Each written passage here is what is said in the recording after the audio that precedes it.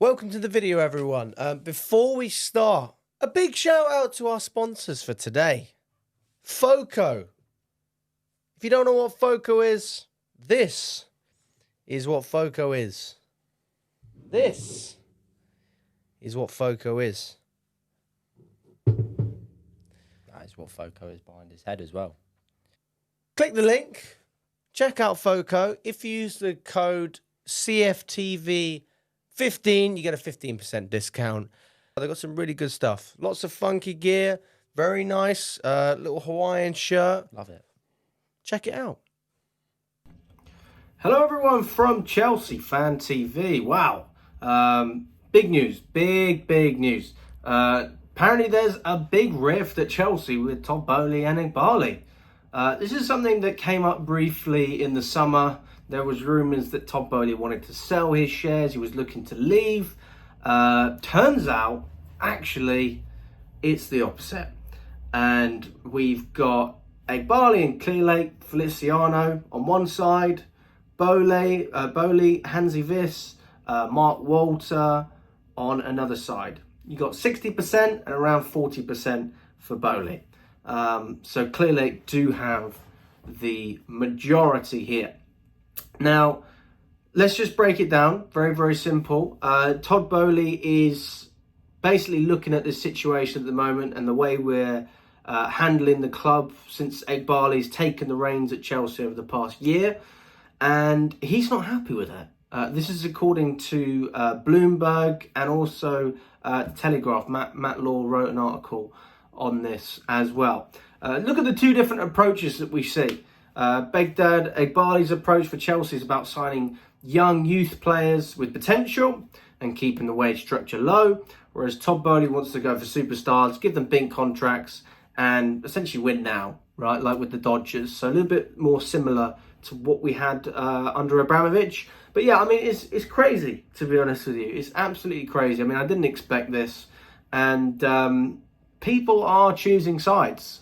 And the question I asked for you, before I even get into it, I mean, who do you initially think you would prefer to manage Chelsea? Do you want someone with the sensible financial structure? Because it is sensible, isn't it?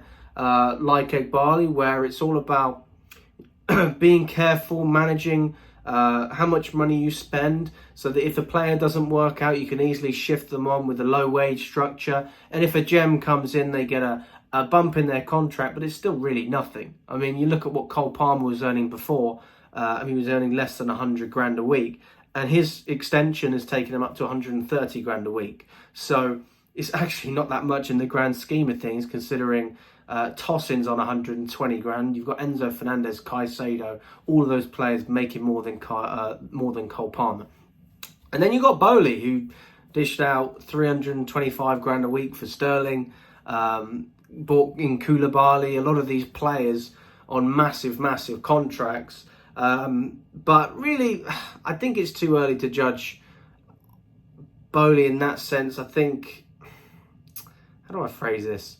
I think if Boehly was still in charge now, we'd have a better understanding of what he's trying to do. But because Boehly took the reins early on, and then that shifted to Clearlake, it looks like Clearlake are better at managing the club than Boehly in that sense. But let me ask you this. Do you think that Boehly would have turned down the opportunity to bring in Victor Osimhen and just match the wages that he was on at Napoli? You don't even have to give the man a pay rise. I think the answer is very clearly yes, right? Boehly turned that opportunity down to bring one of the top 3 strikers in world football to Chelsea.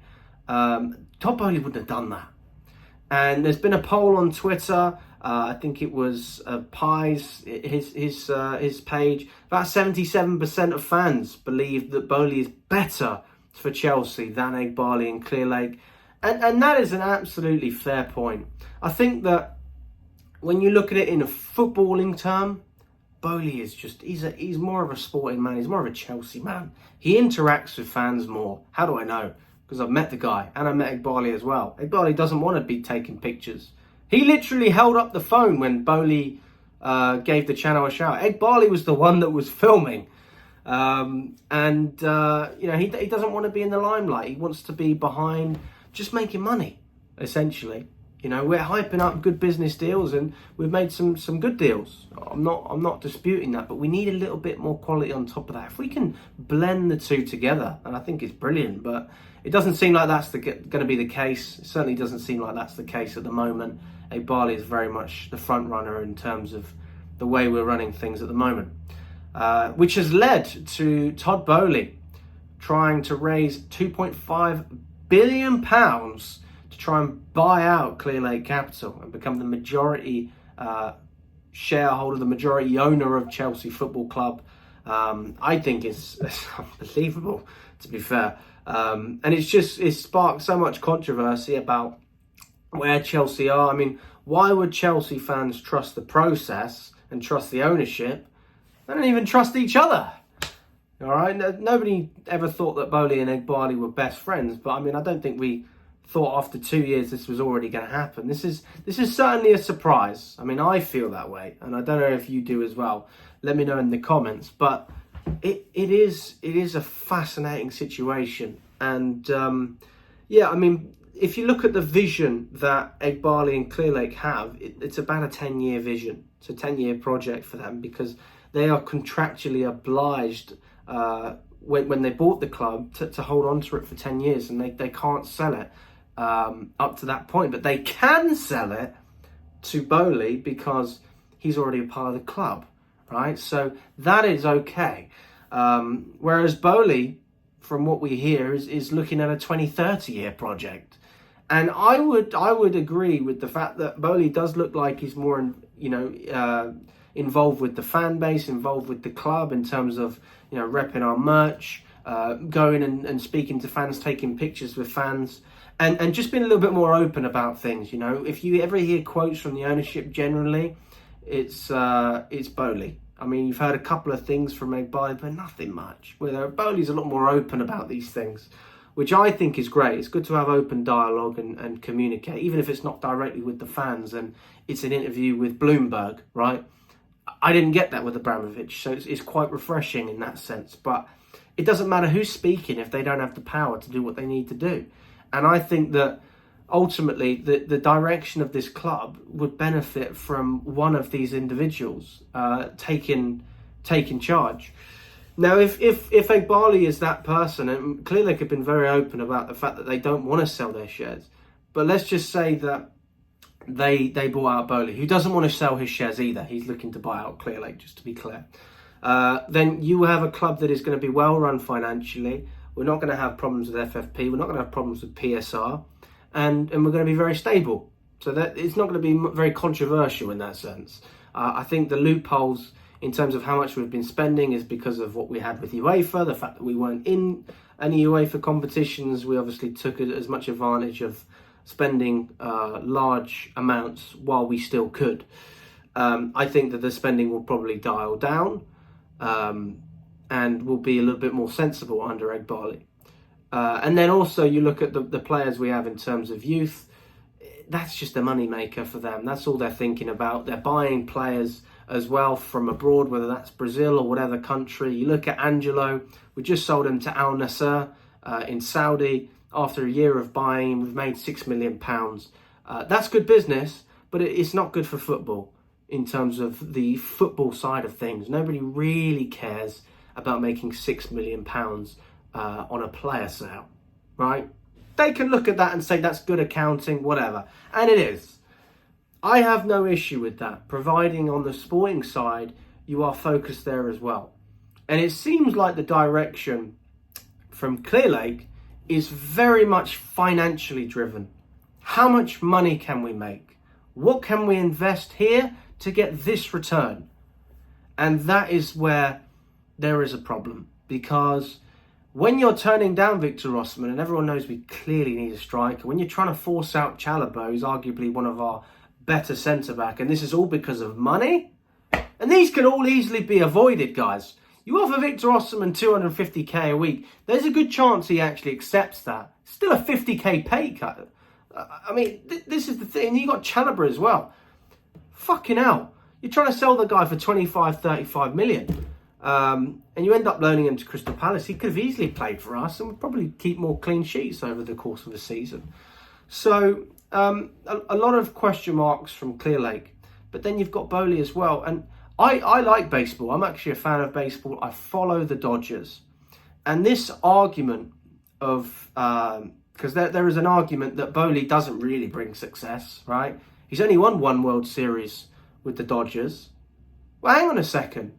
So in 10 years of ownership of the Dodgers, he's won one World Series, so 1 in 10, okay? How much harder do you think it is to win a World Series than a Premier League? Let's just look at numbers there. There's 20 Premier League teams. There's 30 teams in Major League Baseball. So by definition, it's actually 50% harder to win. You've got an extra 10 teams, 50% more than in the Premier League in Major League Baseball. So it's an unbelievable achievement winning a title in that sense, because he revitalized the Dodgers, and he's spending a fuck ton of money. Shohei Ohtani, they've given him a massive contract. It's a smart contract as well. We talk about these stupid payouts, but it's intelligent. It's intelligent because if you bring the big players in, let's say we brought, fucking hell. Let's say, do you remember when we were rumoured to have Ronaldo, right? Now we pay X amount for Ronaldo. Ronaldo comes in, his wages are extortionate. But my God, he's going to make the club a lot of money as well. And this is the thing about superstars, bringing superstars in. I'm not saying we should bring Ronaldo, or we should have. I'm using it as an example.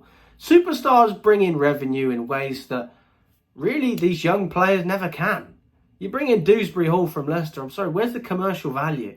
Whereas you bring in a superstar like Neymar, Ronaldo, Osimhen, shirt sales going through the roof, sponsors want to be associated with the best players, people want to go and watch the best players, you can attract tourists, increasing the attendance at Stamford Bridge, which, by the way, is actually not as great as everyone thinks it is. I mean, there's a lot of people that don't want to go and watch Stamford Bridge. I mean, I had a friend call me the other day saying he had some friends coming all the way from Japan, and they wanted to watch a Premier League team in the Champions League. So they asked about Chelsea. And when they realised we're in the Conference League, they didn't want to watch us. So if you have bigger players and you're involved in bigger things, which generally bigger players are, you're going to attract things in terms of commercial value and sponsorships. So, yeah, I mean, also bigger players generally win trophies, and you're more likely to win now. So when I hear the strategies, I'm very much in favour of Boehly. I think that you just see more sporting ambition from that side. Whereas with Boehly, there is ambition, but it's not sporting ambition. It's financial.